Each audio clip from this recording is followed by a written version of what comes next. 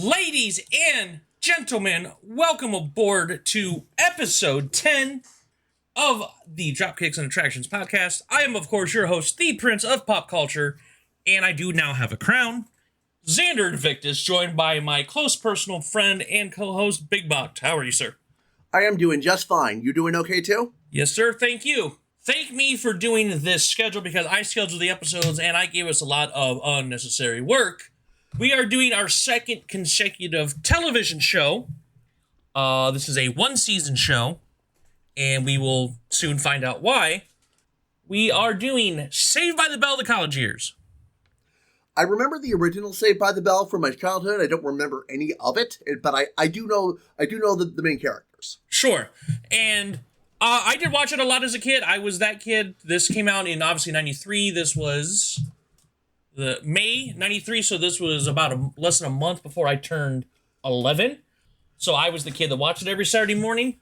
And this did not translate over well to college. I was I was happier with it than you seem to be, but I'll save most of my thoughts for the end of the episode. Sure, and we'll explain, and it's not quality, we'll explain why. This is why I ended up calling this while I was doing the research and studying for this, why I call this Saved by the Bell double standards. Yes, I did pick up on some of it. Okay. So, this actually was the only prime time Saved by the Bell series within their series canon. And I do honestly specifically remember watching this because this debuted on May 22nd, 1993. And what they did, because at the point, Saved by the Bell was massive in the late 80s, early 90s. This was a huge deal. So on prime time, and I found the commercial for it too on YouTube doing the research.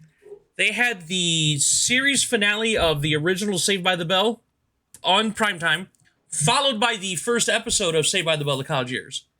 I didn't know that. That's interesting. Great idea. It was a back-to-back. The pilot episode, there were some, we'll get to the pilot episode, there are some changes. And then the rest premiered on September 14th, 1993, the remaining episodes, which is a big deal in my household because September 14th is my lovely mother's birthday.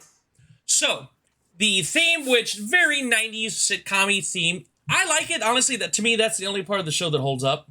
Yeah, the theme song was very catchy. I'll agree with that. And it was written and arranged by Jonathan Wolfe, and when it comes to catchy theme songs, he is known for, according to Jim, Will and Grace, and probably most famously, this is the man they developed the theme show for Seinfeld. That's the only thing I know about Seinfeld. I know the theme song, but I've never watched it.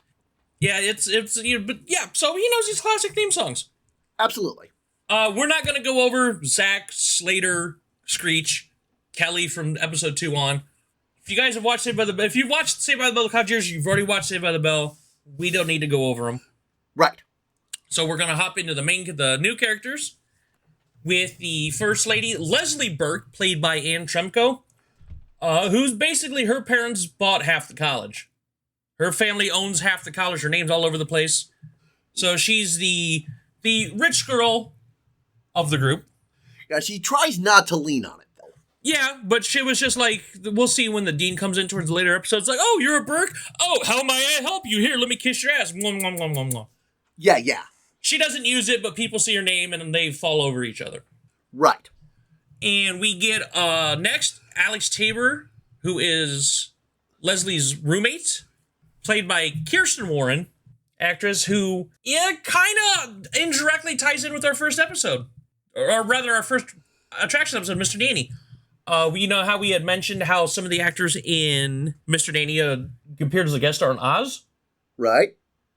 Well, Kirsten Warren is actually married in real life to Kirk Acevedo, who played my favorite character on Oz. He was Miguel on Oz, who was legit my favorite character on the entire show. Interesting anecdote there. Yeah, so I was like, oh, so she has a indirect tie-in to Mr. Nanny because she's married to an actor who was on Oz. Right, yeah, that's why, yeah, little connections like that, that's why you can play games like 6 Degrees of Kevin Bacon, right? Oh, absolutely. But she's the drama queen, like literally she studies drama. Yeah. And she becomes Slater's love interest throughout the season. And we get to their resident advisor, Bob, Mike Rogers, played by Bob Golick, Now, on the show, Mike Rogers is a former linebacker for the San Francisco 49ers. Go Niners. I've been a fan damn near lifelong, at least 35 years. I very much enjoyed his character as the series went on. Oh, I loved him. He was probably my favorite new character. And Bob Golick himself was a former pro football player, played among other teams, the Patriots and the Browns. Oh, played for the Browns. I didn't know that. Yeah, and he had just retired from football, I want to say about a year or two prior to this. So he's still basically in his football shape. And he honestly was my favorite new character of the show. We do get a couple other ones that we'll explain once they debut as recurring episodes. But our last main, quote-unquote, main new character is Danielle Marks, played by Essence Atkins, who I remember her from Smart Guy. Do not know that show. Do not know the actor. Yeah, she's been in a lot of stuff. She's only in the pilot. Basically, Kelly comes into the show, she gets booted. Right. So let's go ahead and hop into the pilot. Screech, Zach, and Slater are all roommates at the fictitious California University, CalU. And Jesus Christ, that dorm room. Like, I would have killed for a dorm like that. I would kill for an apartment like that. That's fair, too. Because you have, and I also remember this from the show Undeclared, which we'll get to many, many years later, where they have this massive, gigantic common area. Like I said, their common area is probably bigger than my apartment now. Yeah, it's the size of a good living room in a good house. Yeah, it's huge. And then on either side of the common area is a 3-man room. This is a co-ed dorm, which I don't even know if those exist. They have co-ed floors, but not co-ed as in we're sharing our living area. Yeah, I have no idea either. I used my GI Bill to go to college a few years ago, so there are co-ed dorms as in male and females live in the same building, but they live on different floors. It's not mixed like this, at least the college I went to. Yeah, it was the same for me when I was at BGSU back in the 05-06 school year. Sure. But basically, they have their massive common area, the living room, little kitchen area, this, that, and the other.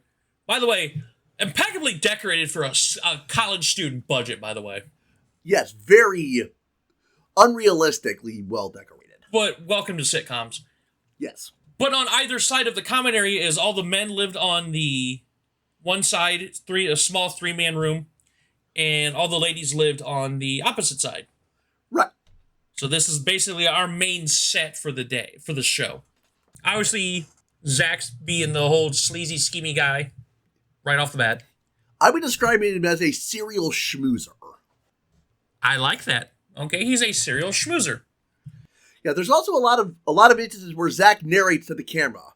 Was that a thing in the original Saved by the Bell, or was that just for this one? He did that, but it seems like he did it way more here. Like he kind of did it for a lot of the episodes, but I just noticed it more here. Okay. And another thing that I noticed that they way overdid, and we'll see that in the fraternity episode and throughout the show. Whenever somebody kisses or they flex or they show their muscles and the whole canned crowd noise goes, woo! Yeah. They did it so much on this show, it honestly pissed me off every time I heard it. And now you've mentioned it, I'm starting to realize, yeah, they did do it a lot. There was an episode where Zach goes into the classroom just by walking in. Remember, he's the main character. We've been following him since Good Morning, Miss Bliss. Right. We know him. He's not a special guest star. He's not this, that, or the other. He walks into the classroom and you get the woo! I'm like, he's walked into a room. Yeah. He's your main character. You don't need to woo him.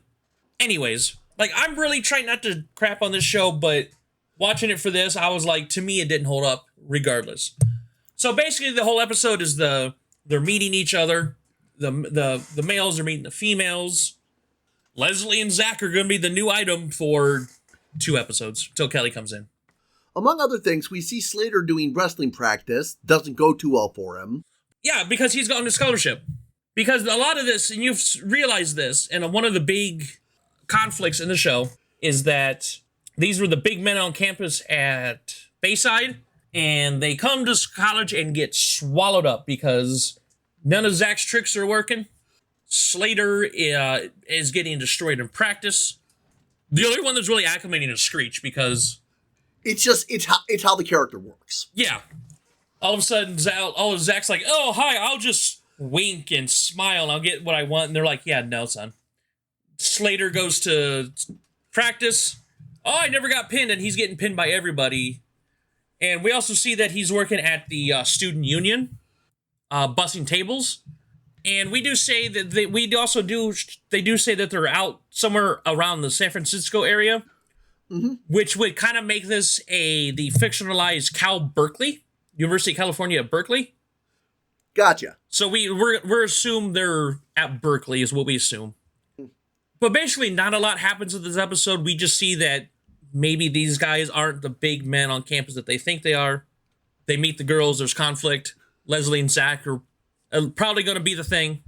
And I assumed when I was doing research for this show that Leslie and Zach were going to be the new Kelly and Zach. Yeah, that was what I expected from the first episode. And from what I had read, that was going to be the thing. However, they decided they're going to bring Kelly in. So they went to Essence Atkins, her character Danielle. They're like, yeah, sir, your character's going to transfer. We're bringing Kelly in. Yeah, they wrote her out. Yeah, they basically, that's why you see the Zach and Leslie thing kind of really dissipate after the second episode. Right. So basically, it's like, yeah, we're bringing in Kelly, and we're going to rely on Saved by the Bell too much. And I think that was another problem the show had, is you want to expand, but you're not relying right away on the new characters.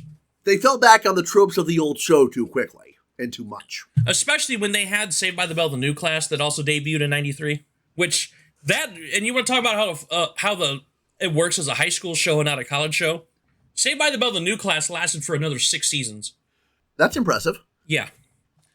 And they also did something, which there's other things. Eventually we are going to get to, I'd like to get to Saved by the Bell, the new class, because it's cool because they do bring in characters, but they're only there for like an episode or two. For the exception of Screech, you really don't see any of the other, Screech and Mr. Belding rather, you don't see them they don't rely on everybody else to bring the show in. Right. But like I said, nothing really happens in the pilot. It's just we're introducing the new location, new characters. So once again, this was in May. The rest of the episodes didn't happen until my mom's birthday, September 14th, 93. And we come to the episode, Guess Who's Coming to College? And this is where we bring in Kelly, because she transfers from her school over to Cal U. And because how TV show works, she ends up in the exact same dorm room. What a coincidence. Yeah, and they say, well, they're like, yeah, we have an open bed because, oh yeah, the girl transferred. And then once they say the old girl in here transferred, we never hear about Danielle ever again. Not a word. It's like, yeah, we transferred, and bye. Thanks for being in the show for one episode. Thanks, basically. Yeah, Kelly replaced her is exactly what happened. Right. And this is another thing that picked me up. When you and I were in college, registration started before the end of the prior semester, or at least if you're starting new, you start at least a few weeks to a month or so before classes start. Yeah, that sounds about what I did. Yeah, like when I was going to college, they would start doing registration depending on your year and your last name. You basically registered in December for your January classes to give you ample time to do what you need to do, make sure you were in the right classes you needed for whatever. Right. So we already established in the pilot they're already going to class, right? Yes. Why are they doing registration after classes already started? We're imagining maybe about a week into classes and they're still doing registration. Good question. Yeah, I was like, why are we registering for classes that you should already have? And we find, especially with Alex, she's a theater major. We've established she's a theater major. She's very dramatic because all theater majors are dramatic. Yeah, there's a scene where Kelly and Alex are talking. Alex is very skeptical of the concept of education as a whole. Sure, but with Alex, she's supposed to be a theater major, so you have your freshman, sophomore, because I did a lot with theater in college. I was part of the theater program. Mm-hmm.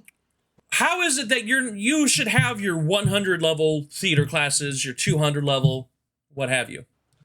For those that aren't familiar with that, your 100 level classes are usually your first year classes, 200 or sophomore, on and on, up to 500, which is usually like your specialized study classes.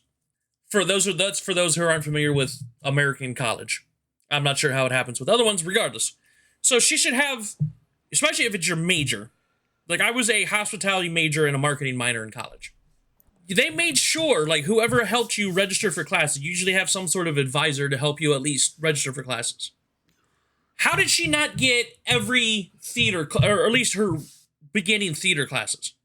You had to rely on somebody dropping that class for you to get it. Like, my first year, I got my hospitality classes, I got a intro to marketing, like, I got the classes I needed.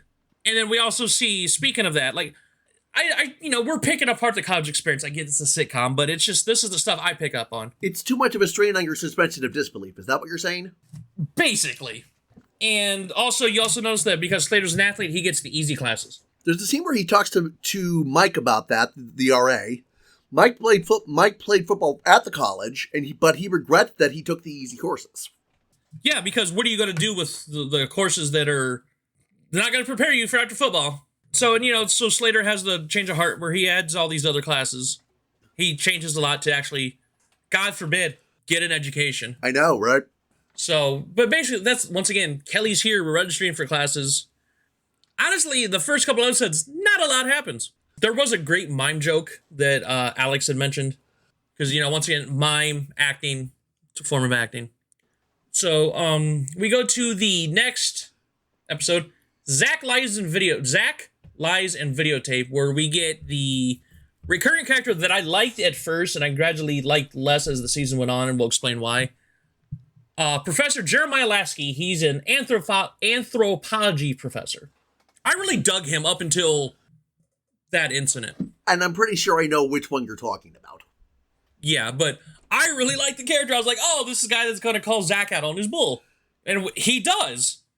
And because the whole idea is Jack thinks he's too cool for this class because, I'm just here to college to meet the ladies. So he's like, all right. Lasky's like, all right, bet. I'm going to give you a project. You have a week to do it, and if you pass the project, I'll give you a B. Don't have to come in the rest of the semester. Find out what women want. And you obviously find out, anybody that's had experience with women, that's a lot harder than just asking questions. I haven't had too many relationships, and I don't know jack about that. Yeah, but here's the thing. It's just because, Zach, he falls ass backwards into the answer and gets it by the end of the episode.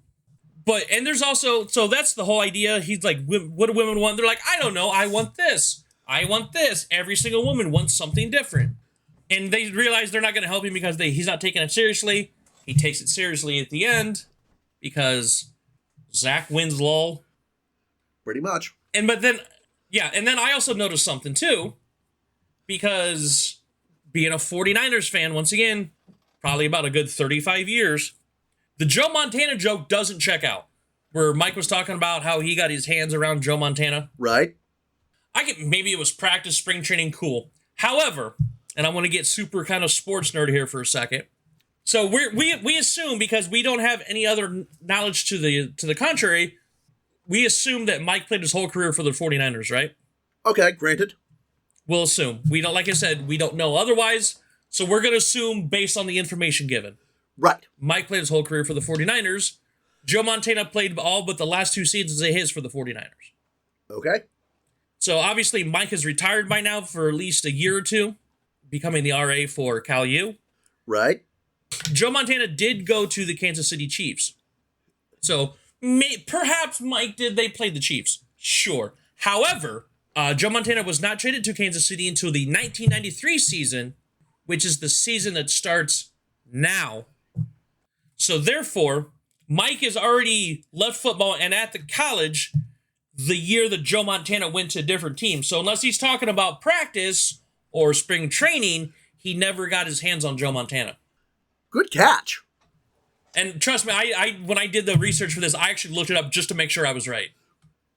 See, what happens when you're a fan of a sports team, you pick up on that sort of thing. I gotcha. I know, tangent, but you do it. Like when we did the True Romance episode, you picked up the specific roller coaster at the specific park. Exactly, stuff like that. So basically the whole idea is Zach needs to find out what women want. He thinks he does. Lasky's like, yeah, no you don't. And he doesn't, by the way. But he falls ass backwards into the answer because Zach wins lol. He shows the footage to Lasky. He's like, you know what? Fine, you get your B. Great. So they go to class the next day. By the way, this is the only classroom that they use for the whole season. This classroom set they use for multiple classes, by the way. Did not pick up on that. We'll get to that once we get to the ethics episode. Lassie's like, oh, yeah, I guess he did stay in for his B. So he goes to start the class. Zach comes in and goes, no, I want the A. Yay. All is well. Basically. But in the end, does Zach really learn anything? We're going to find out in every other episode. Does Zach really learn anything? Not really. No. So, episode 4 is another big part of college. It is titled Rush Week. So, why is it Rush Week? Yes. Boys are joining the fraternities. Girls are joining the sororities. Okay. That's Rush Week. Didn't realize it was actually called that. Because I did this. I never ended up getting in the fraternity. But basically what it is that they have events to where you can meet all the different fraternities and sororities and that sort of thing. They have parties and events. And then you can pick to rush a specific Greek house. Okay. And then it's up to, like, you can only rush one. Like, you see what's out there for you, see which one fits you. When you see, I'm going to rush Alpha, Kappa, Alpha, whatever. Fake. I'm throwing out a fake Greek name. Right. You let them know, hey, I would like to rush your fraternity. They then decide if you are going to be able to rush them. Basically, you have to interview this, that, and the other. Then they decide, hey, you're Omega Beta Zeta. That's a Scream 2 reference, by the way. Oh, cool. Omega Beta Zeta. And then on and on and on. So Zach and Slater go to try to rush a fraternity that Mike's actually a alum of this fraternity. Yeah, Sigma Alpha, right? Yes. And obviously the guys pick up Slater because, you know, big muscular wrestler. He's fraternity material. They're like, hey, Zach can join, whatever. But Screech, oh no, he's a nerd. He can't join that fraternity. Yep. And then on the ladies' side, we have Leslie, who is a legacy. And basically what a legacy is that if you are a legacy of said fraternity sorority, because you have, usually it's your parents or a family member that was a prior member of the fraternity or sorority, you're guaranteed in. No matter what, you're in no matter what. So Leslie's like, I'm going to go ahead and do this because I'm already in. I don't have to rush. Right.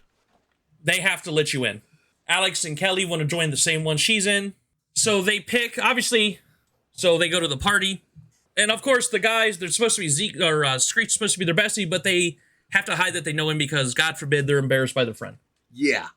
Because Screech was using balloon animals. Oh no. So and even the girls get on this.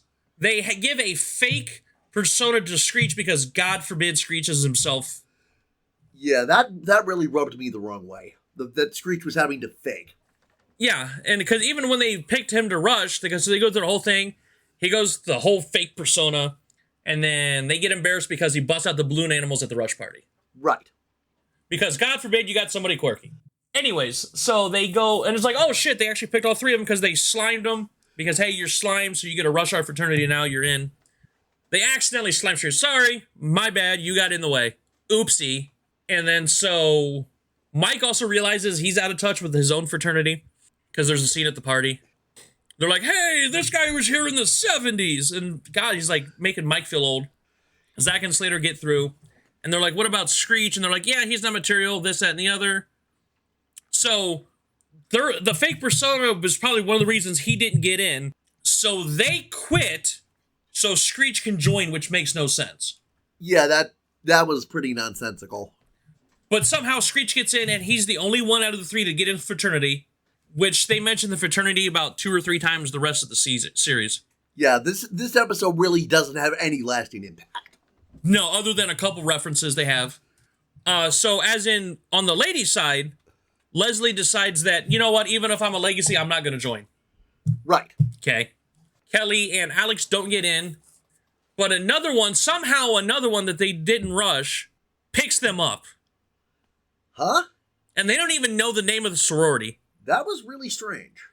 Yeah, and I'm just like, wait, huh? Like, you didn't rush them. You didn't choose to try to be a member of that sorority, but they still pick you up, and you don't even know the name of the sorority?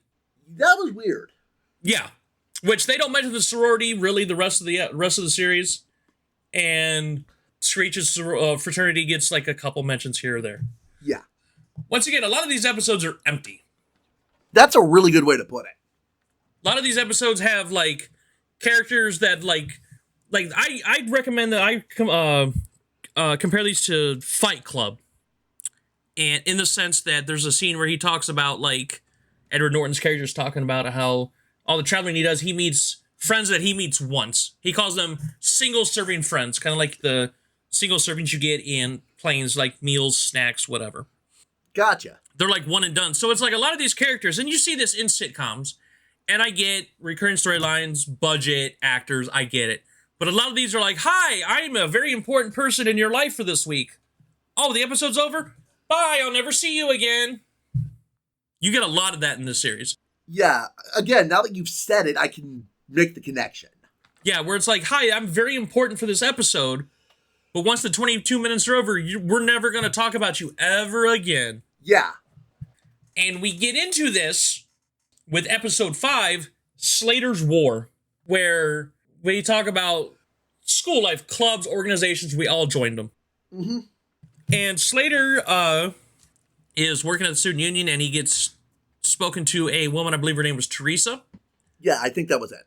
About joining the local Hispanic or Chicano group. They're trying to, it's like an activism group. They want to have better rights for the Hispanic and Chicano students at the school. Right. Especially, like, more education and opportunities for the students. Mm-hmm. There was going to be a trip. The guys were going to go out and have fun.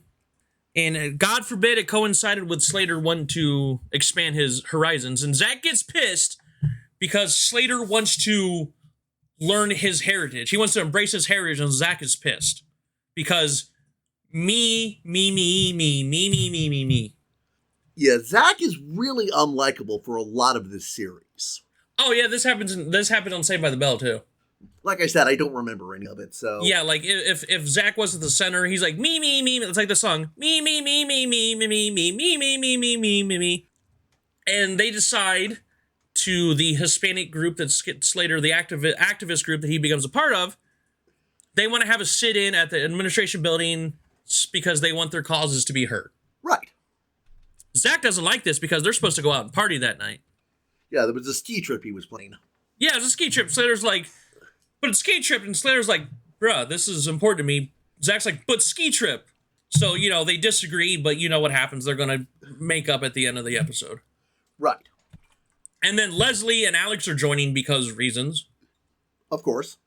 They show up. I'm like, they're at the sit-in, and I'm just like, wait, they had no prior interest in this the rest of the episode, but then they just show up. Yeah. Cool. And they're like, look, we're not leaving. The administration's like, we're going to call the cops. Like, cool, great. We're not leaving. We want to be heard. And Zach, the guy comes in, and Zach makes this impassioned speech because he gives a shit now. As you do. Yeah, because, friendship, yay. He makes this impassioned speech, and the guy's like, yeah, cool, great. Yeah, you got your meeting in the morning. Right.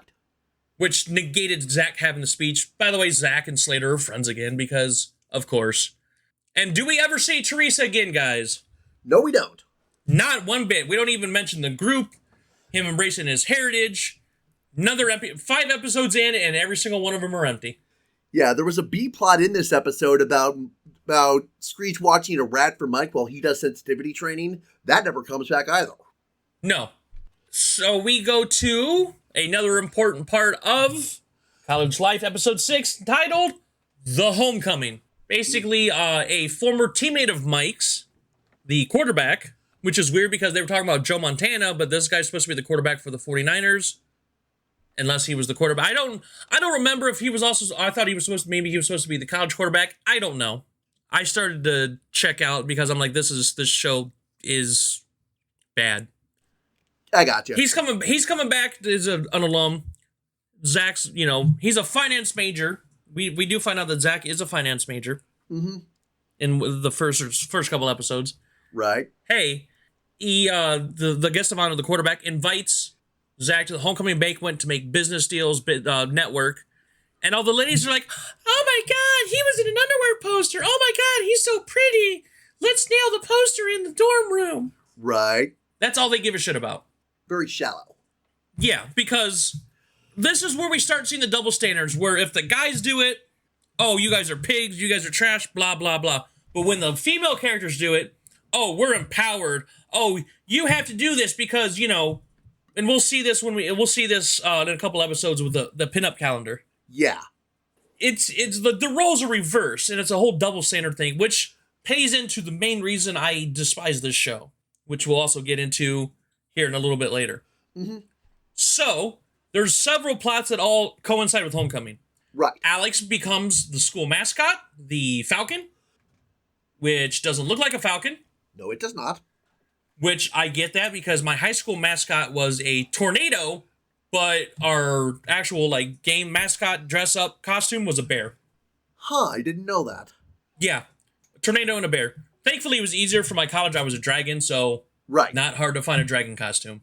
And Slater's embarrassed because, oh God, I'm dating the mascot. Jeez, stop embarrassing me. Yeah.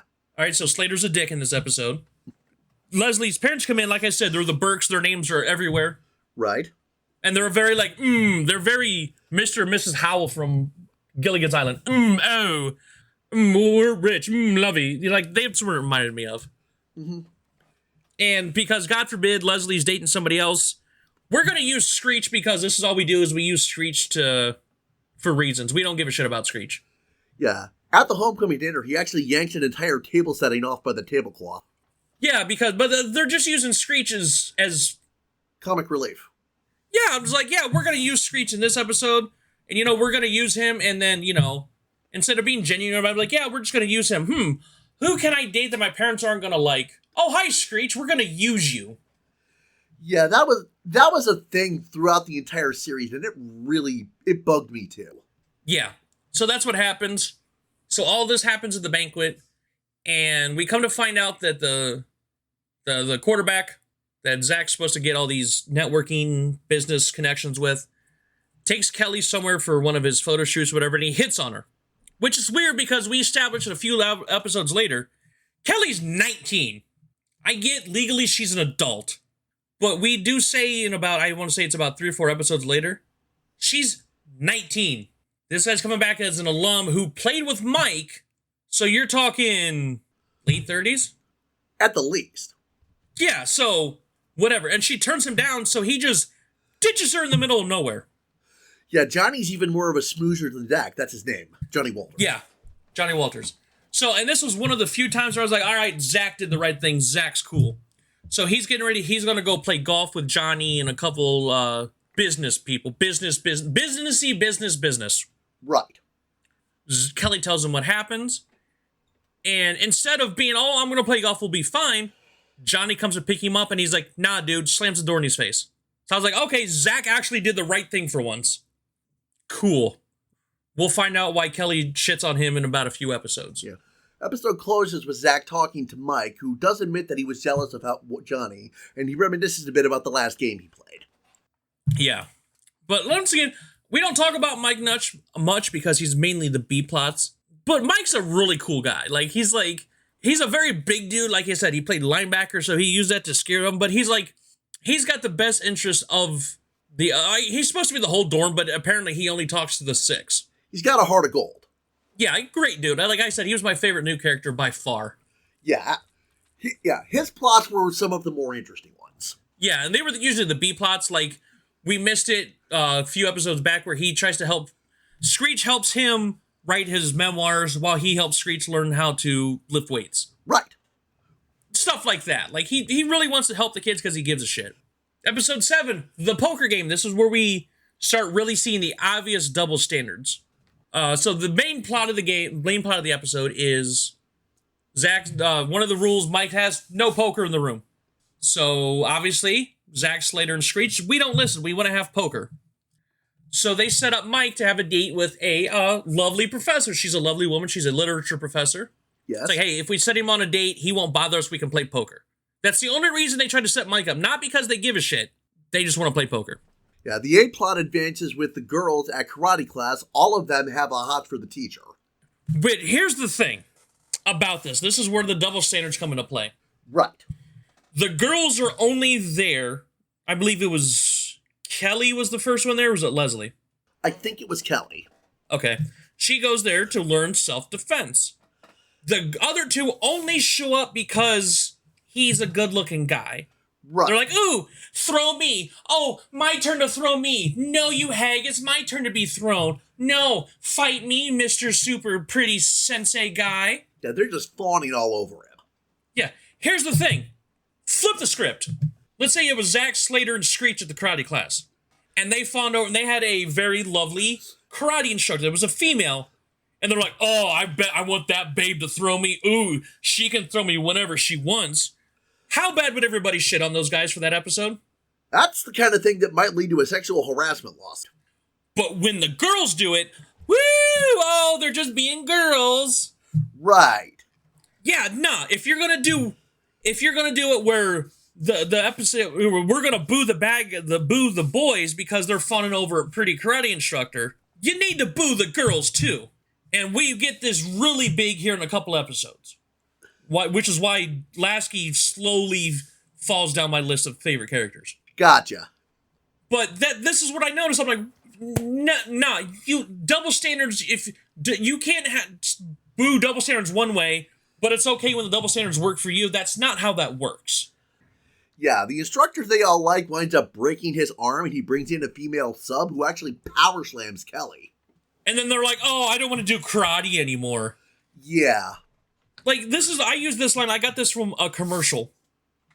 And I quote this all the time, and you know this. That's not how this works. That's not how any of this works. Yeah, I know that commercial. Yeah.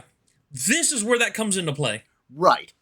So basically, the A-plot with Mike and the professor, and like again, he tries to impress her because, oh, she likes Dickinson, and the girl's like, oh, you need to have everything about Dickinson.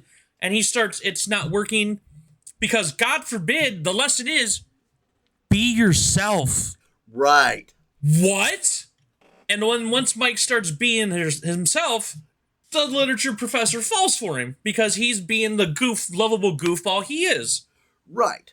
She's like, look, I talk about Dickinson all day. I don't need to hear it at home. But I thought you liked it. She's like, no, just be yourself. And he's like, okay. And she falls for him. Right. Because God forbid you're not yourself and you're faking liking other stuff. By the way, speaking of single serving friends, do we ever hear or see the professor ever again after this episode? Nope. Nope. So, double standard episode number 2. And there's a lot of problems with this one. Yeah. Professor Zack. So, the main plot is they want to have a big screen TV. Mike says, hey, we can put a big screen TV in the common area. It's going to cost about, would they say, $3,000? Something like that. Which you got to consider, this is 93. That stuff was super expensive back then. Yeah. Desktop computers were $2,000 for a basic desktop computer. Yeah, around that time, like maybe around 91, my father paid $10,000 for a 486, which is less powerful than the original iPhone was. Just like, for example, I got this one, the computer I'm using now, I use this for all my content creating. I spent, including labor, $800 to get this built. And it'll smoke anything from 92. Regardless. Yes. We're going to say, hey, the girl, Mike wants to watch sports. The girls, God forbid the girls watch the Melrose Place type stuff. Right. Because girls only watch Melrose Place and boys only watch football. Once again, double standards. Right. So Mike says, all right, whoever raises the most money, they control the TV. Which, if this is for the common area, this is for the whole dorm and not, or at least the floor, and not just one people or a group of people. So Mike decides he's going to sell candy bars. And admittedly, this part was kind of funny, where he's basically using the fact that he's huge to sell candy bars. Yeah, he's intimidating people into taking them. Yeah, there's a scene where he's at the student union and he comes up to the guy and he goes, hi, would you like to buy these Choco Nuts? And the guy's like, no, I'm allergic to chocolate. Mike's like, I don't care. Do you want to buy chocolate? The guy's like, yeah, I'll buy 6. Yeah. Great, thanks. Like, once again, Mike being Mike. And the girls decide, what are we going to do?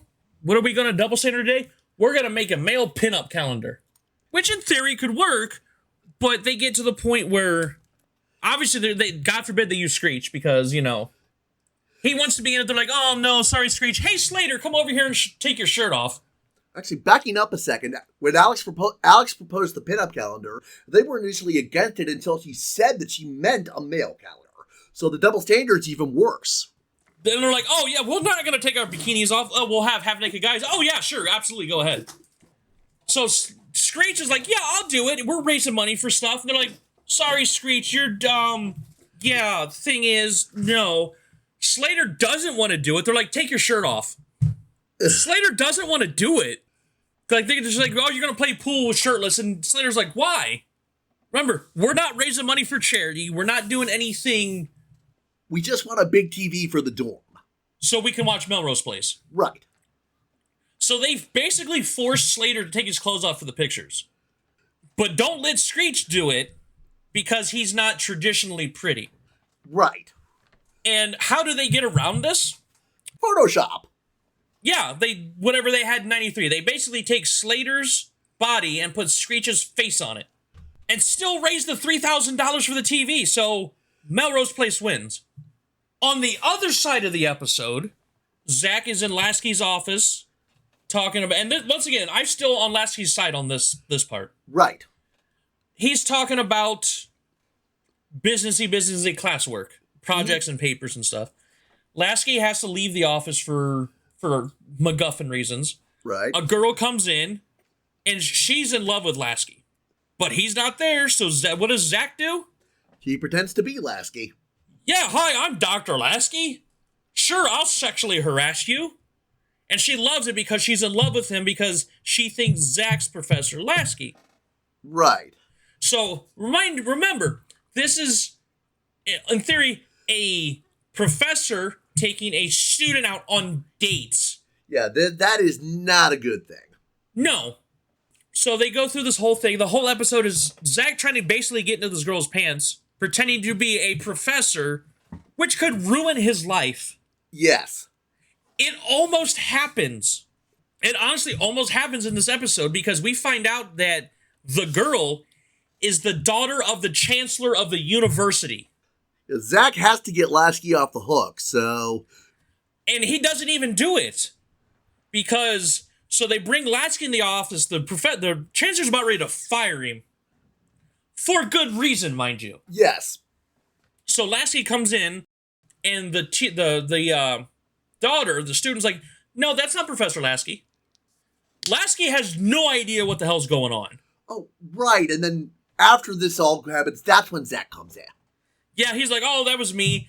Lasky's okay with this. He's like, yeah, just don't do it again. Wait, no. He almost ruined your career. And you're like, I'll see you in class tomorrow. So we think Zach's learned his lesson. Nope. Because as soon as the chancellor leaves, this girl comes in, and she's like, I'm looking for the chancellor, and he gives that wink to the camera, and he's like, nah. I'm like, bruh, you almost got a man kicked out because you wanted to date a girl pretending to be the professor, and then you wanted to pretend to be the chancellor for 2 seconds. Stuff that could get you expelled. And does Zach get any punishment at all? No comeuppance whatsoever. None. And here we go, episode 9, Screech Love, where Zach is a dick again. Like I said, serial schmoozer. Yes, because Zach wins lol, basically. Yeah. So we find out that Zach has the hots for a tennis star who's actually, like, in the episode, a professional level tennis player. Oh, really? Yeah, they do to mention that she's not only a tennis player, she's considered one of the best in the world. She's a professional level tennis player. Right. Zach's like, oh, she's pretty. I need to date her because, fuck Callie, I'm here at college. So she's having trouble with astronomy. Zach gets Screech to tutor her because, hey, forget classwork. I just want to have sex with you because you're pretty. Right, and then Screech and Linda, that's her name, actually start to hit it off.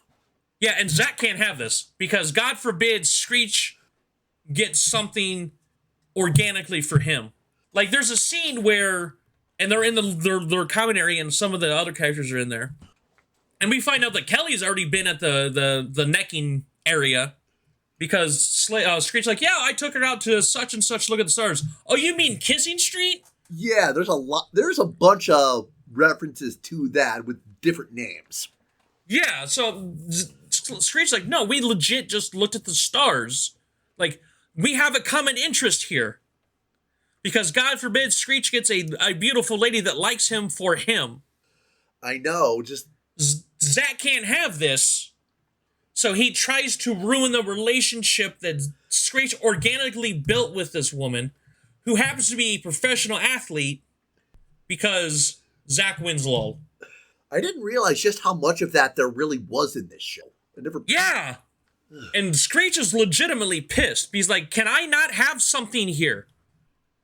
Like, it happened in Saved by the Bell a lot. It was not this bad. Right. Zach had his moments. Zach was kind of an ass in Saved by the Bell. There's a great little mini web series that explains every episode. Oh, neat. I forget the name of it offhand, but you can find it. It's fantastic.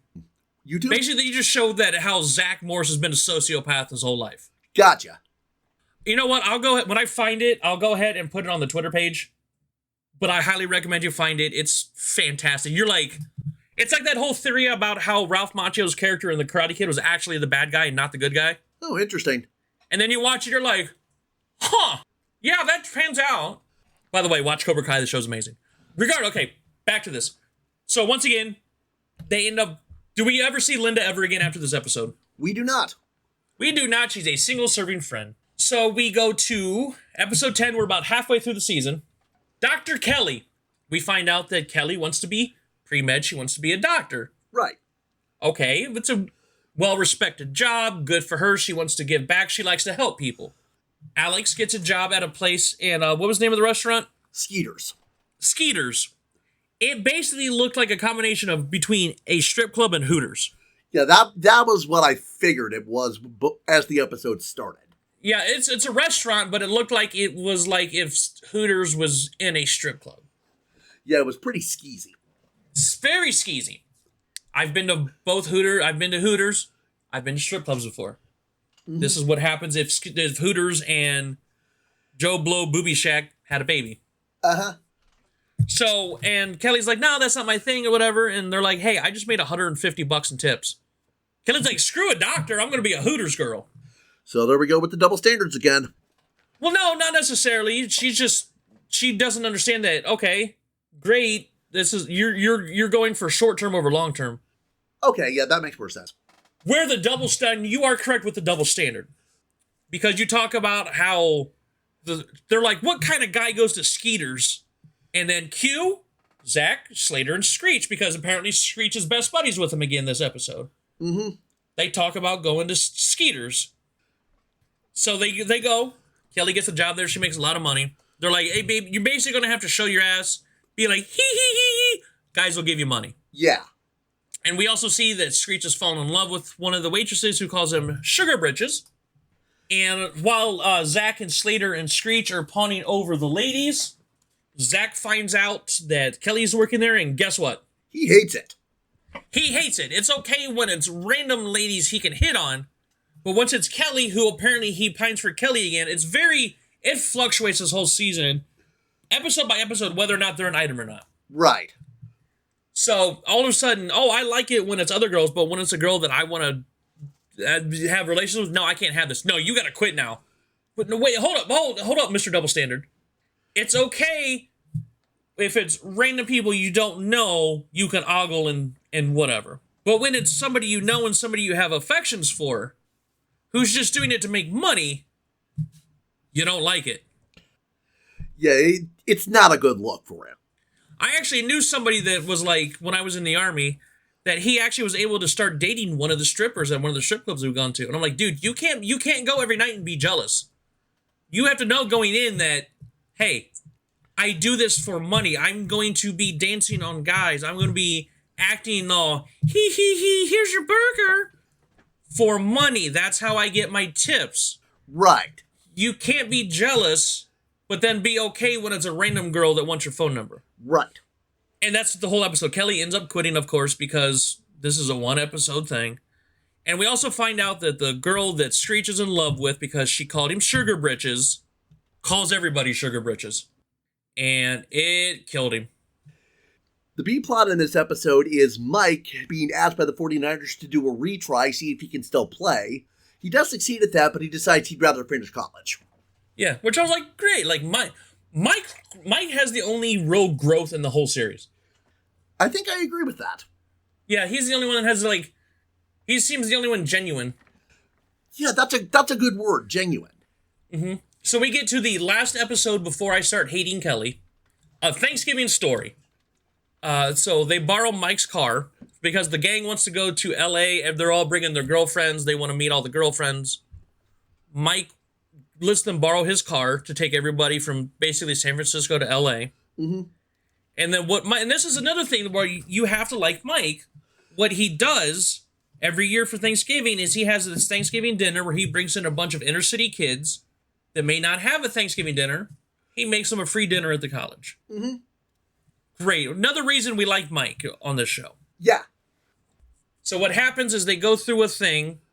They go through their drive, and we find out that they break the fuel pump goes south. Oil pump. Oh, excuse me. Thank you. Oil pump goes south. And they're stranded. Alex is scared because she saw this happen on whatever fake Twilight Zone show it was. Yeah, it was something about pod people. Pod people and invasions of the body centers type stuff. So at the one point, a car comes by, hey, I'll help you.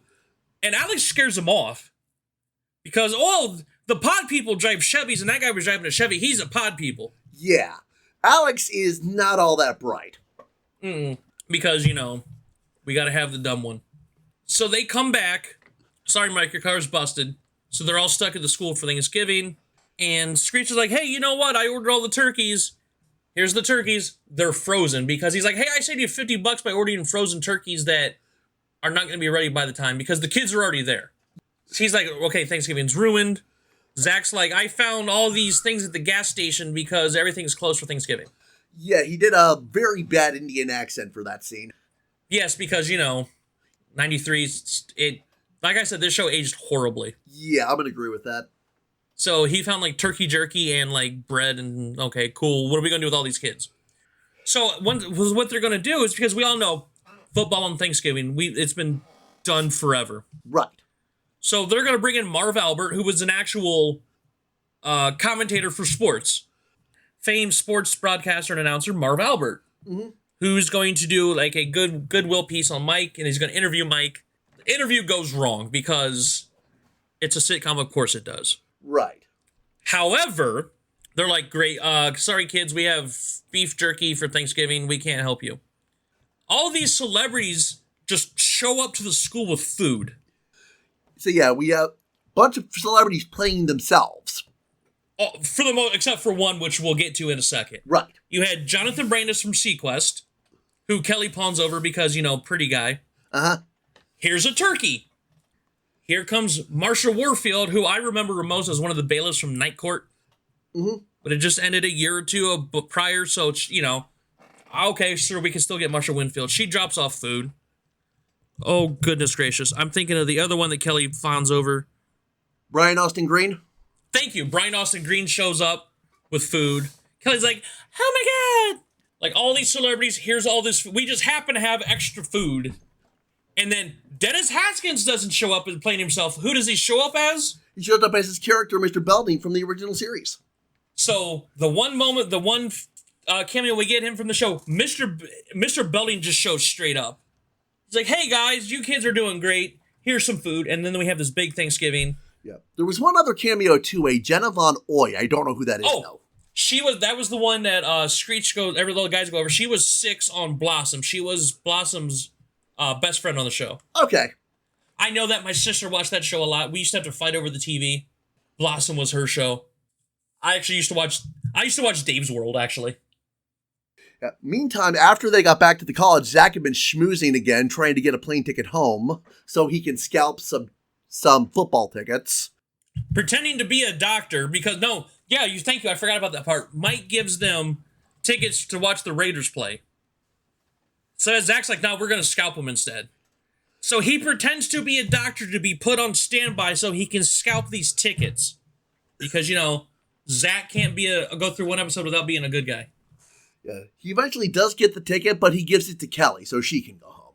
Yes, because that just negates everything he did. No, it really doesn't. No, I know, that was the sarcasm. Right. Okay, here we go. This is where I say Kelly can go get screwed. Jump off a bridge. Because this is where she becomes irredeemable for the rest of the show. Yeah. We're coming up to episode 12, Teacher's Pet. Now, basically, we have this one, the one B. We're going to get into the B plot first because I got words about this. Okay. Lasky has because, Professor Lasky's an anthropology professor. Right. He has a monkey that he's trying to learn sign language. Like, we all remember Coco the gorilla, and we know that monkeys can learn, I know at least hundreds of words through sign language. Right. So he tries to show, hey, monkey sign whatever it was. He doesn't do it, but once he turns his back, Screech can talk to the monkey. Mm-hmm. But he won't do it if anybody else is watching. Right. So Lasky's like, hey, I'm sorry, it's going to have to go to the zoo. It's the project's not working. So Screech breaks the monkey out and hides him. So hijinks ensues because, chimpanzee. Right. And we find out that the chimpanzee will only talk to Screech. He signs, I love you. And we do find this out. Lasky does finally see this. And they do decide to keep the monkey for studying. Right. By the way, do we ever see or hear about the monkey ever again? Nope. Nope. Single serving friend. Now, this is the part where Kelly got irredeemable for me. Mm-hmm. For the rest of the show. Remember, she's been in the anthropology, like everybody has been in the anthropology class the entire show. Right. She suddenly develops this really creepy crush on Lasky. Mm-hmm. Because what happens is she goes to talk to him about paper, classroom stuff. Right. Lasky's in there with a little girl who we discover is his daughter.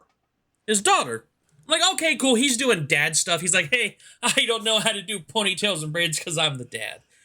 Honestly, that part was kind of cute. Like, you could tell he was trying to be a dad. He's a divorced father. Mm-hmm.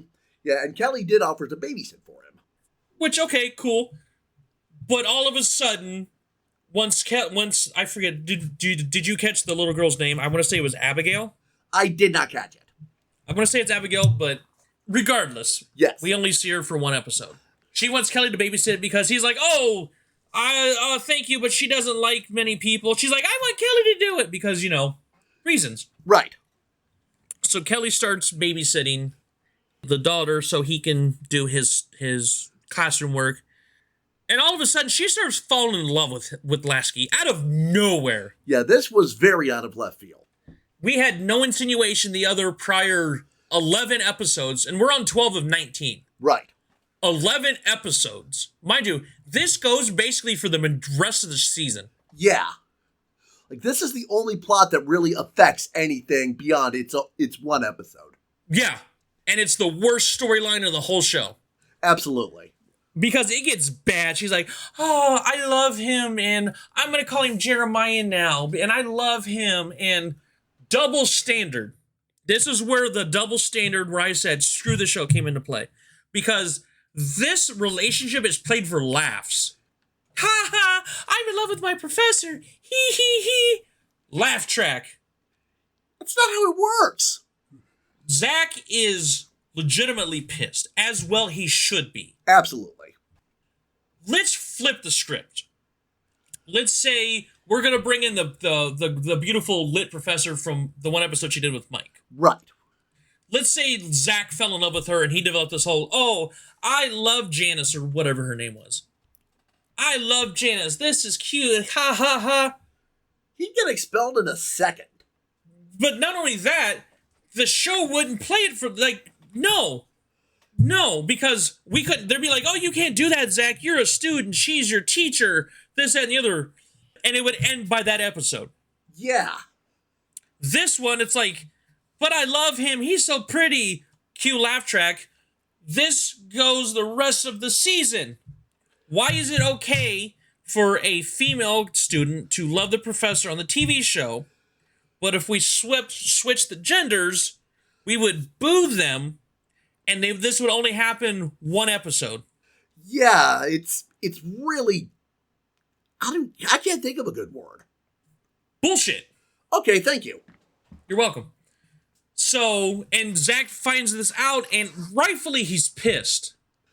And this goes on, and this is where you start to... Lasky at first is like, hey, we can't do this. You're 19, I'm much older, I'm your professor, there's legal, ethical ramifications, we can't do this. At first, I agree with Lasky, I'm on his side. Right. However, we're just gonna go right into the next episode, Kelly and the Professor. We even name the episode after this. Lasky starts to get okay with this. She's not only a student, she's a student in your class. And he's like, look, you're a student. She's like, fine, I'll drop out of the class. And she does. She drops out of the class so she's no longer his student. That's not how it works. She's still a student. He's still the professor. Yes. So Zach rightfully snitches on them. But they portray Zach as the bad guy in this. That was just wrong. He should rightfully be the hero of this storyline. But no, this is the one at a time where Zach is the villain and he shouldn't be. So they have a costume ball, which falls into the B plot, where Mike is taking a psychology class because he's going for his master's, trying to be some sort of counselor or some kind of mental health professional. Right. So he's like, hey, I need you guys to... Because, like I said, we both went to college within the last 15, 20 years. Yeah. When I was through there, when I went to the college I went to, shout out to Tiffin University, go Dragons. We had a lot of psychology and forensic psychology students because we had a huge criminal justice is what the school is known for. Right. So the students would come up to random people in the school on campus and ask you to fill out a psychological profile for whatever reason, because it's for classes. Right. And I'm sure they did that to you. Yeah, that happened at least once. Yeah, like, hey, can you fill out this form for me? It's for a psychology class. You're like, yeah, sure, whatever. It takes 2 seconds. Uh-huh. This is what Mike's doing. And he's trying to fill out a perfect mate profile for the project. Mm-hmm. We find out that compatibility-wise, Slater and Leslie are a perfect match, and Alex and Screech are the perfect match. Yeah, then Alex and Slater, they're the ones dating, only scored a 22. The others scored high double digits. And it's Alex is less pissed that she's not compatible with Slater. She's more pissed that she's compatible with Screech because, God forbid, Screech. Again, yeah, like, Screech, he gets dumped out a lot in this series. Yeah. And I didn't notice this, but until I got older, until I really got deeper into it for this episode. They have this thing, there's a costume ball later on in the episode. And Slater's all manly, I'm not going to dress like, because Alex is dressed like Tinkerbell. Right. And Slater's like, I'm not going to dress like Peter Pan because I'm a man. So I'm coming out as Tarzan because, I didn't want to show my body for the pinup calendar a few episodes ago, but I'll show my body for a costume party. You see the problem there? Yeah, I do. Thank you. Who shows up as Peter Pan? Screech. Alex can't have that because lol, Screech is a nerd. Right. So basically, Slater was going to be Tarzan, Alex was going to be Tinkerbell, Leslie was going to be Jane, and Screech was going to be Peter Pan. They decided to switch costumes. Screech wears Tarzan, but they switched the costume so where it's Screech wears Tarzan, Alex wears Jane, vice versa. Yeah. Oh my God, it's ruining my life. Like, over a profile that means shit. Yeah, this is just not wrong. And then on top of that, at the same party, mind you, Kelly convinces Lasky, by the way, they're also having dates at the student union. Right. Which, what the fuck? Yeah, not the best idea. No! You're out in the open at the student union. You're basically having your dates in the cafeteria. I also want to give a shout out. There was a lady that played in a couple episodes as Clara in the cafeteria. Mm-hmm.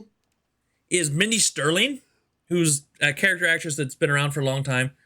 but everybody knows her as Frau Forbinsenia in the Austin Powers movies. Oh, that's who I know her as. Yes. She's in 2 episodes, but it's like she's in a lot of stuff. She's in a lot of stuff, you'll notice her, but she plays the Frau in Austin Powers. Awesome. Yeah, so it's like, oh, this is why I love doing this show, because you find the character actors that like, oh, you're in a lot of stuff I've seen. Yeah. So, okay, anyways. So, she convinces Lasky to show up to a student-led Halloween party where he's dressed as Zorro and she's dressed as a senorita because cultural appropriation. Right. So, Zach decides to show up as Zorro because he's going to kiss her to convince her that she should be with Zach and not Lasky. Zach still is not right to be doing this, but he's less wrong than you might think. He's trying to break them up for bad reasons, but it would be a good result. Yeah, this is like, you know how the word cuck gets thrown around wrongly. Yeah, Zach actually said prior that he would keep her secret. Yeah, Zach's being a definition of a cuck here. Not the whole, you're a snowflake, so that means cuck, because that's not what the word means, cuck.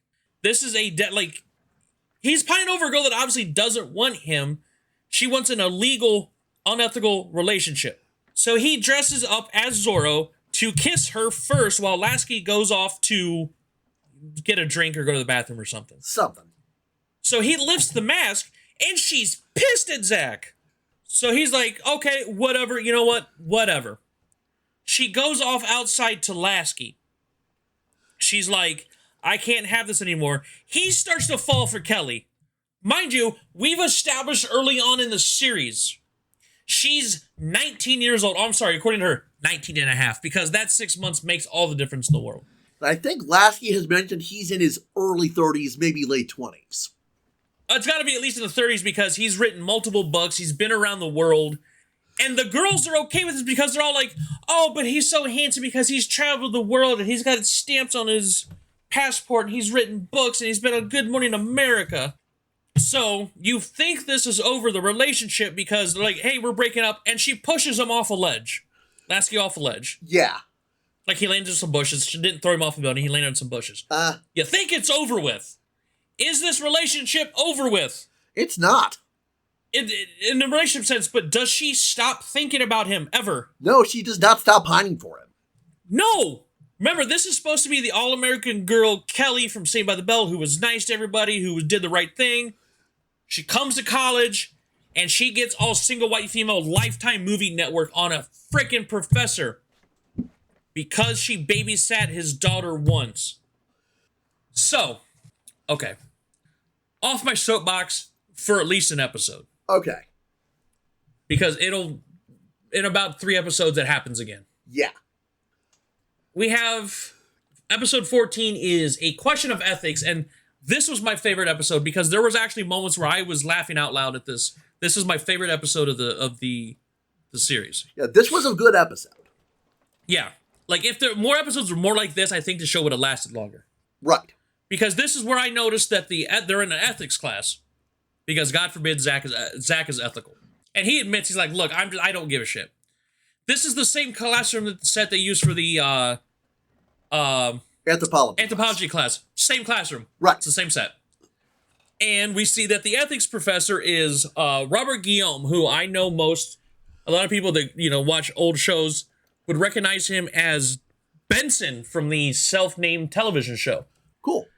It was a huge show. It was a huge show in the 80s. He was like a part of the staff for a politician. I forget whether he was like a senator of some sort. And he was the head of staff. And it was a sitcom. And by the end of the episode, he ended up running against his boss for that position. Like, it was a cool show. I remember it being funny. So I was excited. Like, this is when one of the woos that they overdid worked because, hey, this guy's at least back in the 80s, he was well known as sitcoms, and he's a great actor. Gotcha. But basically, he's a uber super tough ethics professor that no one likes because, God forbid, he's ethical. Yeah, and he says that he fails about half of each of his classes, I believe. Yeah. So what this does, and Zach's trying to schmooze him, he's like, yeah, I don't care. This is where it's like, yeah, you're schmoozing what I want. I don't care. Yeah. So he goes to leave, the professor goes to leave, and he drops the midterm on the floor. And immediately my spider sense goes off on this. That's bait. Oh yeah, I picked it up right away too. That's that whole Mad Max gif you see on Twitter. That's bait. Yeah. Oh, that's Mad Max. Okay. That was Mad Max Fury Road. Fantastic movie, by the way. Okay. Anyways, but I was like 100%. Anybody that has any sense picked up on that right away. Right. He drops the midterm, quote unquote, accidentally. So Zach picks it up. Hey, I have the notes. I have the answers to the midterm. Yeah, he narrates to the camera again. Do I give it to my friends or do I sell it to them? Not cool. Because, he's not learning ethics. No, he's not. So the majority of this episode is everybody in the group debating on what to do with the notes, the answers. Yeah. And this is one of, if not the only episodes where the B plot imitates the A plot. Because Screech starts working at the student union. Yeah, Slater had wanted him to cover so that Slater can do some studying. Yes. So Screech sucks at the job. So he convinces Mike and Kelly to do his job for him without pay, mind you. But they do such a good job because they know what they're doing. Screech gets promoted to assistant manager. And all of a sudden, because he doesn't have Mike and Kelly anymore, because they quit because he becomes a tyrant, the whole staff behind the kitchen quits because he's like, we're going to have Tex-Mex Day and everybody needs to wear sombreros and we're going to have, guacamole. And so that actually was one of the episodes where the A and the B plot coincided with each other. It's like, oh, they both have the same lesson because it's ethics. Right. Because Screech doesn't say, oh, I had help because, these people helped me. He's like, oh, yeah, sure, great, thanks. Like, one of the only times Screech was an asshole. Yeah, most of the time he was just the nerd with a heart of gold. This was like one of the only moments where he went against type, and to me it didn't work. Yeah, it didn't work for me either. So anyways, there's a moment where they tear up the test to the ethics test, the dumpster, but everybody else, it was Slater, Zach, Leslie, and I think Alex too. We're all in the dumpster trying to fish out the pieces of the test. The midterm, yeah. So we go into the next day, and the professor talks about it because, God forbid, guess what happened, guys? He dropped the midterm on purpose. Yep. What? I had no idea. Of course I did. Anybody with half a brain saw that he did that on purpose. Yeah. Because it's an ethics test. What would you do if you came across the answers to the midterm? Absolutely. And I like what he did. He's like, okay, how did you handle that? And everybody says, okay, what grade would you give yourself for how ethical you were? So it was like, oh, it's an episode that taught a lesson. Right. Like, I think by default, this was a better episode because all the other episodes still use the same Saved by the Bell formula that only really works in the high school setting. Right. This is a one where you had the same characters in a college setting that didn't, with the exception of Screech being an ass, it didn't fall on the tropes that got you there. Right. It was a way that it logically evolved into a college episode, still had the same charm as Saved by the Bell, but didn't use the high school tropes in college. Right. And I think that's why the episode worked. Yeah, it absolutely worked. And it was the only episode that did this. And I thought, like I said, if all the rest of the episodes were like this, it would have had a better chance. Oh yeah, because this was a logical evolution from high school to college. Because, like I said, we've been to both. Both of us have been to both. Yes. You can't take your high school tropes into college. It doesn't work. You need to evolve, and this is the only episode that did that. So, we now go on a downturn because... Back to the Kelly and Lasky plot. Not yet. We have one episode before that. We do? Yeah, this is The Rave. This is the Rave episode, and it's actually called The Rave. So Mike goes on a trip because he has to go visit, I believe, his mother. She had an injury of some sort. So Mike leaves, and they all want to go to Cancun. So logically, what does Zach decide to do? He's going to start a rave because this is 93, and we're going to start a rave. And he finds an abandoned warehouse, and he's going to sell tickets for $20. just so everybody can go to Cancun. And that quickly goes downhill because he finds out when he goes to check out the abandoned warehouse, they're turning it into Walmart. Yeah, Walmart wasn't quite as big as it in the 90s as it was now, but there were still a lot of them at that time. Yeah, this Walmart wasn't the gigantic monolith conglomerate it is now. Like I don't even think I had ever been to a Walmart in 93. I had not. The town I lived in at the time didn't have, they have one now because lol Walmart. Yeah. But in 93 they didn't have one. Mm-hmm. So this is before I ever been to a Walmart, which nowadays I don't go to them anyways now, but anyways. So they're going to start a rave, but their original location is turned into Walmart, so they're like, hey, we're going to turn the entire floor of the dorm into a rave. What? That was definitely one of the more puzzling attempts at a plot. How do you go from a warehouse off campus to turning your entire dorm floor into a rave? Once again, shit that'll get you expelled for $400, please. Yeah. Because they move everything out of Mike's room, paint it black, and put neon flowers on the wall and turn that into the dance floor. Right. They turn all the other rooms into stuff. Alex is a DJ because of course she is. And of course it goes as well as you think it does. And this is also the last recurring character we have. Yeah, the Dean. Where the Dean shows up, played by Holland Taylor, who's an actress that most people will recognize her as Charlie and Alan's mom from 2.5 Men. That's another series I know of but haven't watched.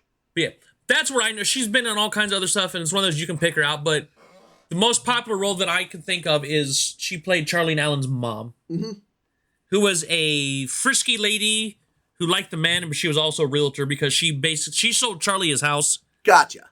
But she also was like, oh, hi, you have a penis. Oh, I must talk to you. Uh-huh.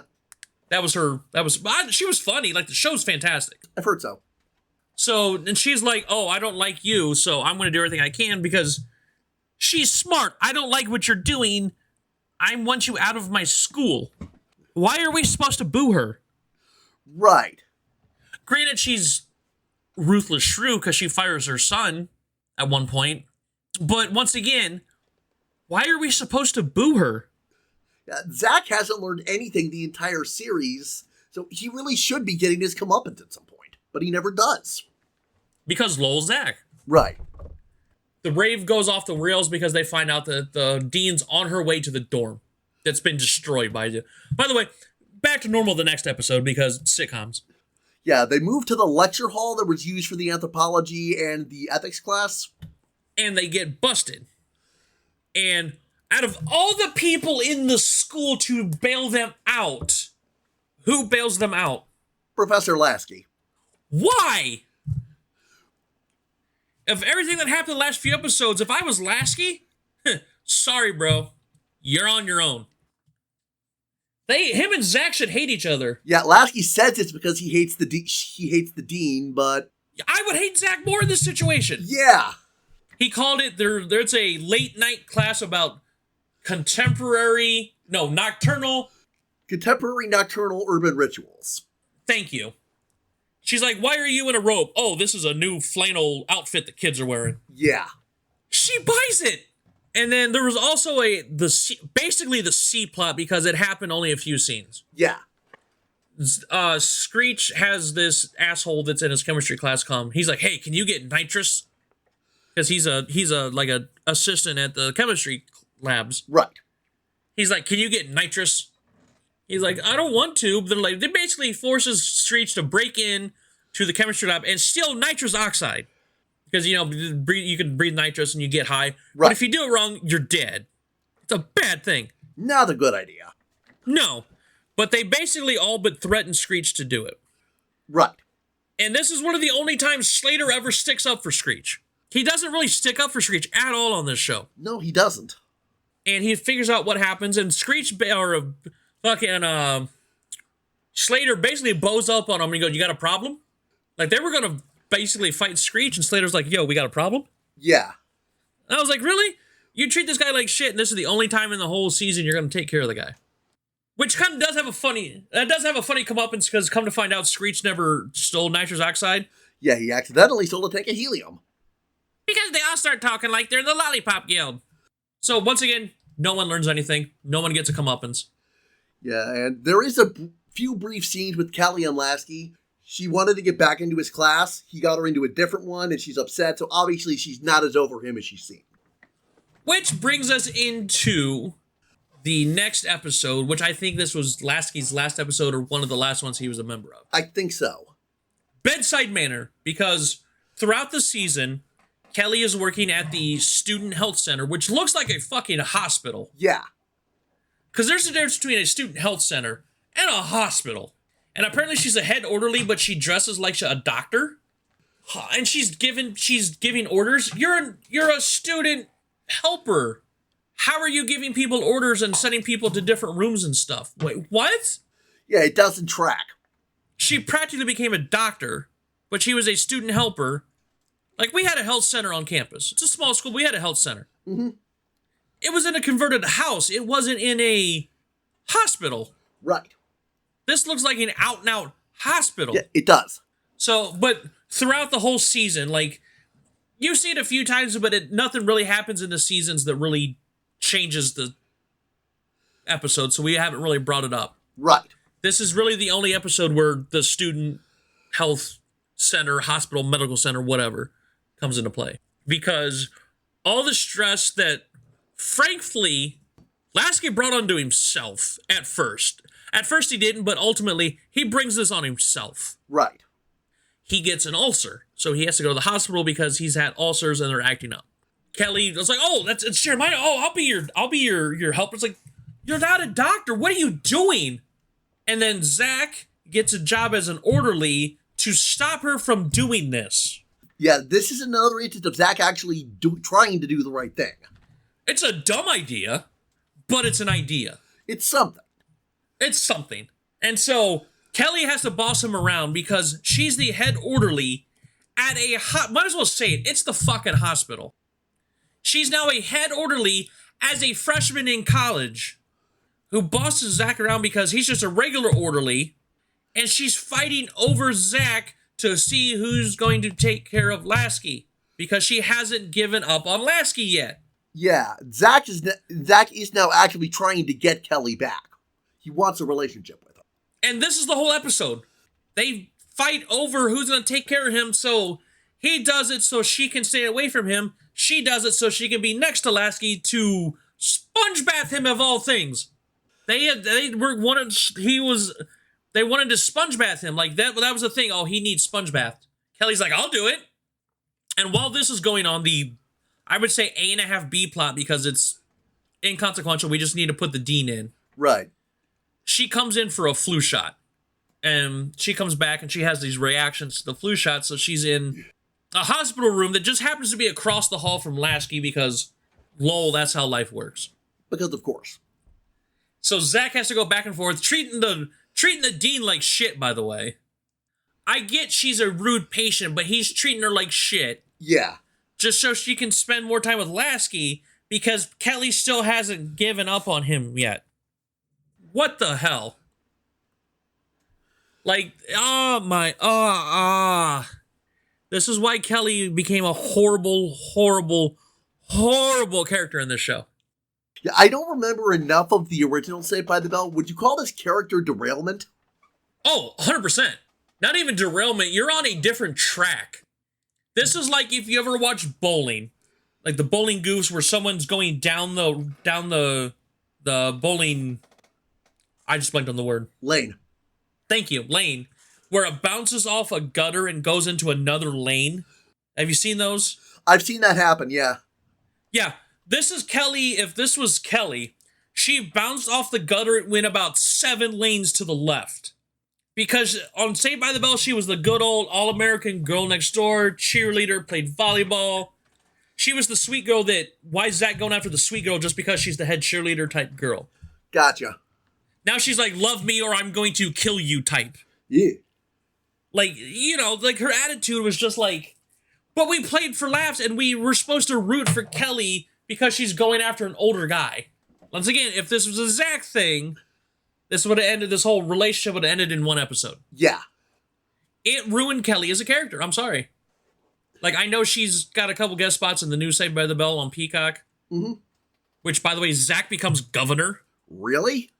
Yeah, he's the governor. And of course, governor, the capital of California is Sacramento, right? Right. His child is a student at Bayside, which take place in Los Angeles. Los Angeles, right. The governor lives in Sacramento. The Capitol building, all the Capitol stuff happens in Sacramento. They are not close to each other. Yeah, and Sacramento is like the mid part of the state, right? And Los Angeles is in the south? It's closer to Northern California almost. Okay. Versus LA, which is in Southern California. Right. Whatever. Great. It's funny because Slater actually becomes the gym teacher, and Jessie comes back and she has a doctorate. She's the like guidance counselor. But Zach's the governor because, of course, Zach Winslow. But they get married. She's basically the first lady of California. Anyways, so apparently he forgives her. So regardless of this, so yeah, nothing learned the whole episode, which we're on. This is episode 16. We started this on episode 12. This is a 5-episode arc, 4 to 5 episode arc. Everything else is solved by the end of the episode. But of course, we're supposed to root for Kelly because she was the pretty girl next door cheerleader in the Saved by the Bell. Uh-huh. Bullshit. Not anymore, she wasn't. No, but for the most part, this storyline is kind of over for the most part. But we also have only 3 episodes left, so Yeah, and Zach and Kelly seem to have gotten together at the end of episode 16. Because of course they did. Indeed. So we go to episode 17. We're getting towards it. We only got 2 episodes after this. What happens is they have this because all the kids are in the same class together because of course they are. That's how college works. All friends are in all the same classes regardless of all their different majors. Because that's how college works. Now, we never see any classes related to their majors, just the gen ed stuff. The only thing I know of is Zach was finance, Alex was theater, Kelly was supposed to be pre-med, and I don't think we ever established what the other 3 were. No, not a word about them. But they all take all their elective classes together, their general education. That's not how that works. No, it really isn't. The only time I saw the same person in multiple classes was like my major and minor, my classes for my major and my minor. Right. Because, I was a minor in marketing, so I would see a lot of the same people in my marketing classes. Mm-hmm. My major was hospitality and tourism, so I would see a lot of the same people in those classes because you're going for the same majors and minors. Right. My buddies I hung out with, I wouldn't see him I would be lucky if I had him in a class or 2. Anyways, so they're having this class. He's the dean even mentions Dead Poet Society. Mm-hmm. Because he's a quirky professor that has class at the student union, which wouldn't happen. Yeah, never. But I get it. He's the quirky professor, and even though that's why I said the dean's like, oh, once you all do the same thing. You watch Dead Poet Society once. Right. Which, by the way, legitimately my favorite Robin Williams movie. I cry every time. Have not seen it, heard good things. Absolutely fantastic movie. It's a dramatic movie. And it gets me the ending gets me every time. Yeah, Robin Williams was a very good dramatic actor, even if he was mostly known for comedy. Yeah, but I highly recommend, once again, Robin Williams, been a fan since I was a kid, still am. I actually took his death pretty hard. Mm-hmm. But watch that movie, especially the ending, and every time. Right. Just thinking about it gets me a little misty-eyed. Little movement in the throat, yeah. It's also very young Ethan Hawke is in the movie, too. Cool. So anyways, this professor, he's like, hey, I'm going off to Egypt. This is my last class. Zach's like, hey, which I think Zach did a very nice thing. Hey, come to the dorm, we'll throw you a going away party. We really liked you. The professor that we've never seen the whole season, we've never talked about, but hey, you're a big inspiration to us. We'll throw you a party. I'm like, that's a nice thing. Yeah, Professor says to Zach, I do talk a big game, but I'm really way too careful in reality, but this time it's going to be different. Yeah, because he's having this conversation with Zach, and this is like the most normal Zach was the entire season. Agreed. Where it's like, he's like, hey, I'm going to tell you, he's like, I'm going to be like you, and he's like, don't. I say I'm going to all these places, I'm going with my sister. Because they're going to throw the professor a surprise party, they got a cake and everything. Of course, Screech screws up the cake because, Screech. Yeah. But the professor sits there. He's like, I'll be right back. And the professor just straight up dies on the couch. Yeah, it was kind of creepy. And so they actually play it for laughs, which I'm like, you know what? I'll buy it. It kind of was goofy. Yeah. Like, and then, they have the funeral where Screech doesn't have a suit. So he dresses like a vampire and he has to borrow a pair of Kelly's heels. Yeah. But that was the whole thing. Like, the funeral scene was kind of funny. I was like, get it? Like, it was played for laughs. It didn't bother me, though. There was funny parts. But anyways, that was the whole thing is, like, it's the whole... And that was the whole thing with Dead Post Society. Carpe diem, seize the day. Right. So Zach's like, hey, I'm going to do all these things now because, YOLO, basically. Carpe diem is basically YOLO. Gotcha. Where, seize the day, go out and do stuff. Mm-hmm. You have one life. Go out and do what you say you would never do. So he does this thing where he's like repelling from the student union for reasons. He buys a motorcycle. Somehow is able to drive it into the I almost said barracks room, dorm room. Somehow gets it all the way up there. Was it ever established what floor they're on? It had to have been at least the second floor because still. Okay. I don't think it was the first floor. But regardless. And then they decide to skydive. He convinces Slater and Screech with him to go skydive. Mm-hmm. So they're up in the air. Kelly gets on the radio to the plane. She goes, hey, don't jump. I love you. Like, bitch, no, you don't. Yeah, earlier in the episode, Zach was freaked out about the professor dying, and Kelly said, I'm sorry, I have to put my career first. Yeah. By the way, we don't see Lasky the rest after this. We don't see Lasky the rest of the series. Yeah, he's gone. Take care. Yeah. I liked him as a character up until that point. Like, I thought he could have been a really good foil to Zach if they didn't ruin him. Right. Like, especially the first episode, he was a fantastic foil. Yeah, I agree with you. Until the Kelly subplot, he was great. Like, I would have loved to have seen where that relationship went had this gone on and they didn't ruin him with Kelly. Right. Because he was awesome. Like, I would have loved to have a professor like that. That's the kind of professor you want to have. Because he teaches you, but he challenges you and teaches you, but he also teaches you real world stuff at the same time without you realizing you're learning stuff. Right. Those are the professors you want to have. Mm-hmm. He teaches you, but he guides you without showing you. You know what I'm saying? Yeah. But then they ruined him and ruined Kelly in one storyline. Regardless. So Kelly's on the radio. She goes, I love you, Zach. And Zach's like all of a sudden like, no, I don't want to jump now. She loves me. We can go land the plane now. Yeah. Plane turns with the door open and they fall out. Yeah, all three of them fall and they all skydive. So, great. The relationship that we've done off and on since like the late 80s is still a thing. Hooray. At this point, I don't care about the couple anymore. Yeah. I wasn't very invested in it either. We're getting to the penultimate episode called Marry Me. So we've realized that Kelly, through all this stuff that she did, is still able to be picked to go on a 3-month learn at sea kind of cruise where they learn stuff for the summer. She's only going to be gone this summer. Zach's like, no, I can't have this. Like, wait a minute. Why do you care if she's only going to be gone for the summer? After everything she did to you, she's going to be gone for a few months, but you can't have that. But she already established up until the last episode, she didn't want you. She wanted a professor she couldn't have. Yeah, so now they're together, and now he can't stand this thought of being apart from her. It boggles my mind how this works. They're forcing they're forcing the relationship down your throat. Yeah. So it gets to the point, once again, screw Screech.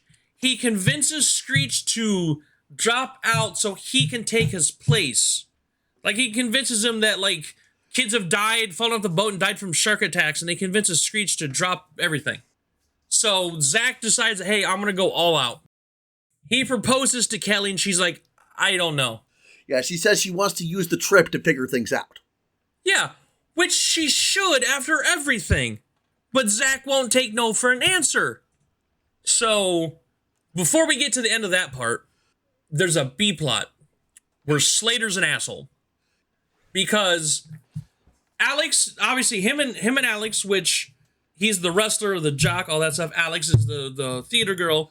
they don't have the same interests. Yeah, and their relationship has been getting rocky. And it wasn't honestly a bad relationship throughout the series. It wasn't. It was one of the better ones, to be fair. But she doesn't give a shit about cars, which, cool, great. I've always been an advocate of your partner should not have every single interest you do. Right. You know, that's how you also expand and be like, oh, this, that, and the other. So he finds a girl, a pretty girl that likes cars. Like she knows about cars like he does. Mm-hmm. So they go to a car show, but he convinces Alex that he just went with another dude. But Leslie finds out, and she wants Slater to tell Alex what happened. And he's like, no. Like, no, you should, homie. You're ruining your relationship, and you have a friend that wants you to come clean. And you're trying to make her the bad guy. You're trying to hide the fact that you went out behind your girlfriend's back with another girl. Yeah, Leslie's not innocent in this either. She can't bring herself to tell when Slater doesn't. It's not, but here's the thing. It's not her position to. I get there's a girl code, there's a guy code. Right. Slater should be I get she does have some sort of obligation because she does know about this. Mm-hmm. But if Slater would never have dated the girl behind Alex's back, Leslie would not have been in that position. So she's not really at fault here. Okay, yeah, you've convinced me. It's Slater. Gotcha. Obviously, they come clean. They break up. Of course they should. Right.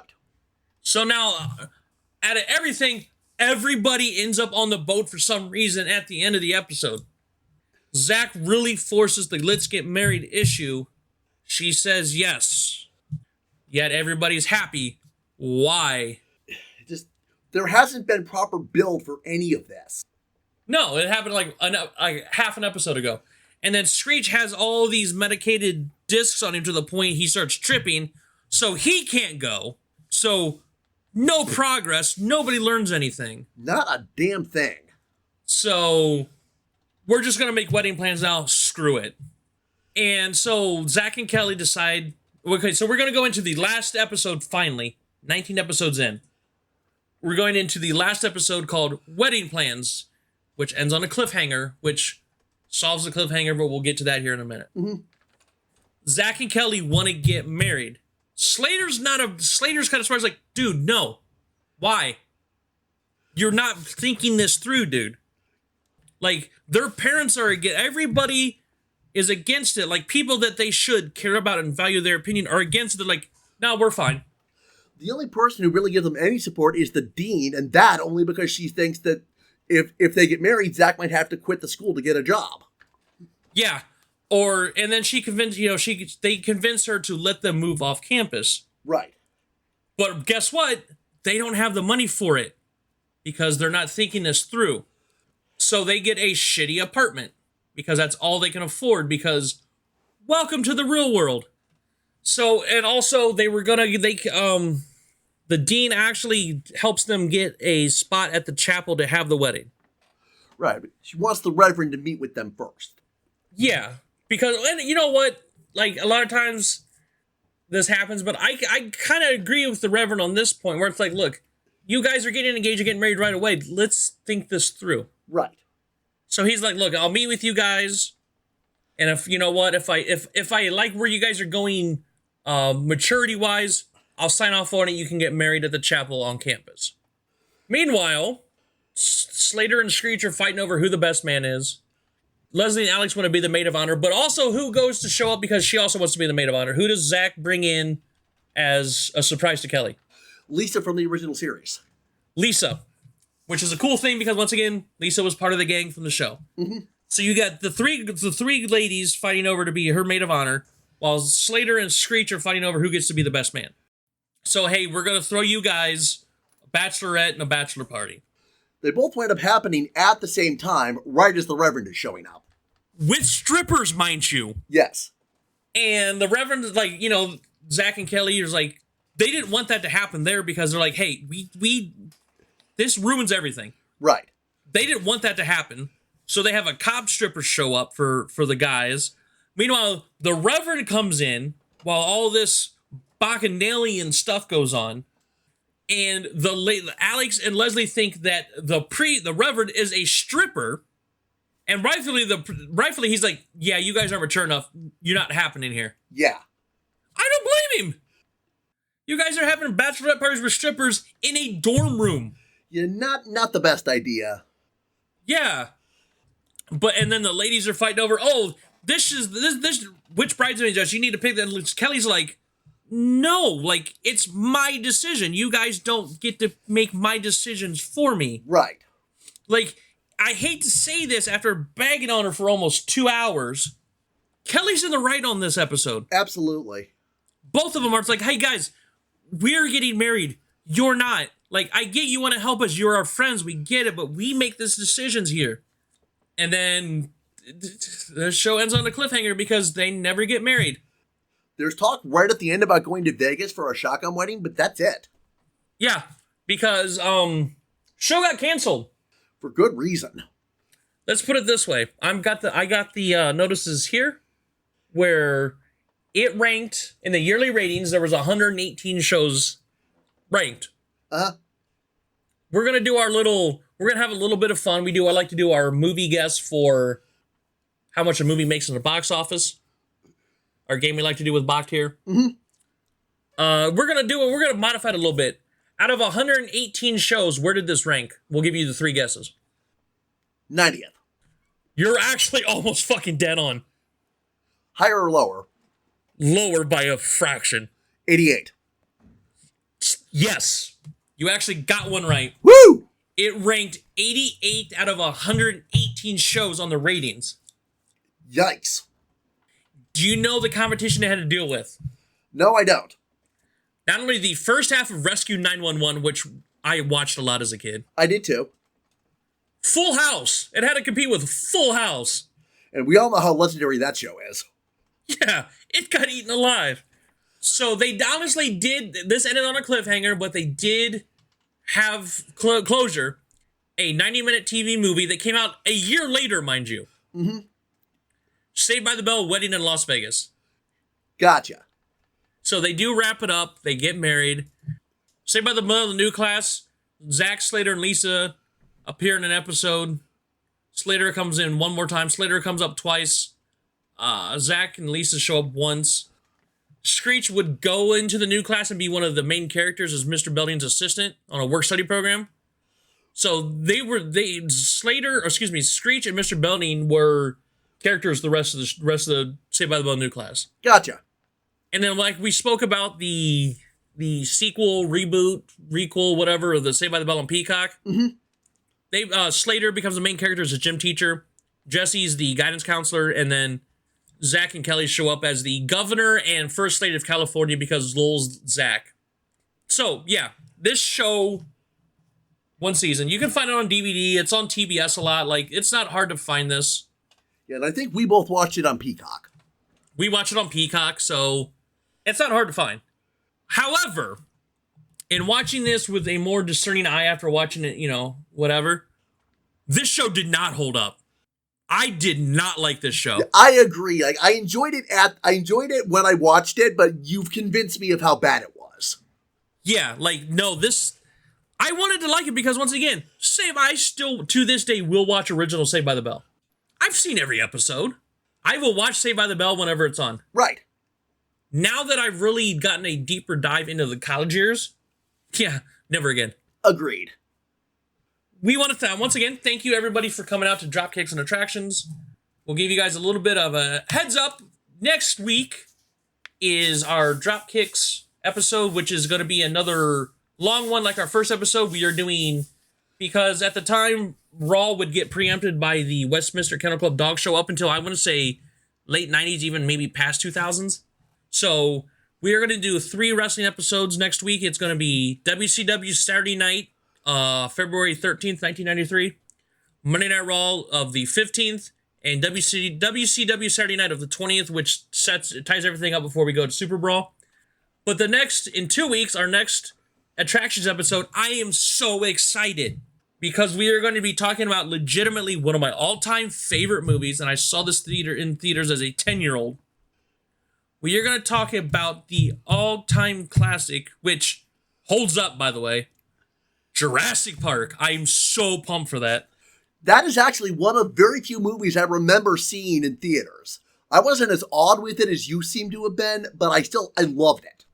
I was huge into dinosaurs as a kid. That, like, the early 90s, even before Jurassic Park came out, dinosaurs were huge back then. Right. I was down with the snorters. But, you know, I remember sitting in the theater watching that as a kid. And to this day, it's still one of my all-time favorite movies. I think every kid had a dinosaur face. Yeah, I did. So, you can find the podcast on Twitter at capital D and capital A Podcast 1. You can find it every Friday, new episodes every Friday on YouTube. And on Saturdays, usually, on Stitcher and Spotify. You can find me on Twitter, Twitch, Instagram, Hover, most social media places, at Xander Invictus. And I can be found on most socials at BigBoct. So once again, thank you everybody for coming out, and we will see you next week for the DNA podcast. Take care.